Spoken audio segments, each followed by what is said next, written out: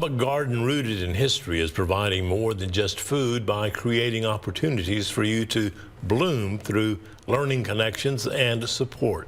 KCBD News Channel 11's Imani Jackson tells us how this garden in East Lubbock is a reminder of the power a community has when people come together. Access to fresh food isn't a given for everyone.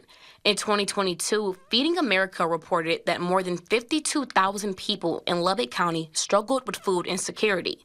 That means thousands of families face tough choices, like deciding between paying for groceries or other necessities. But the Roots Booker T. Washington Community Garden in Chapman Hill is helping ease that burden.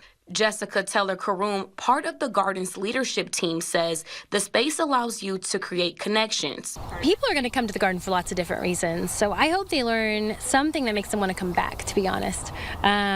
We always, even our volunteers, we try and make sure we send home people with whatever they want, even if it's obviously many people could buy their own lettuce or whatever else. But I like to connect people to this place and this space and see that there's wonderful things to do here in East Lubbock and Lubbock in general.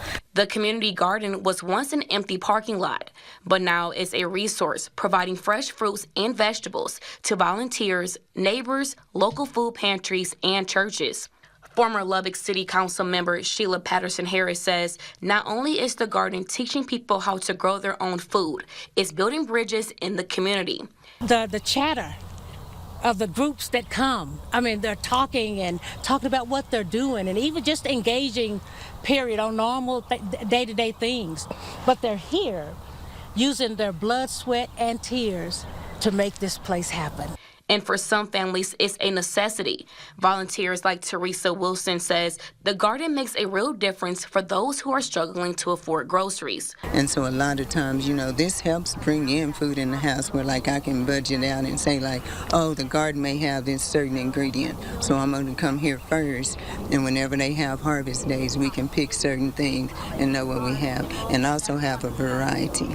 And it really do save on the pocketbook. The garden is located off East 23rd Street and Cedar Avenue.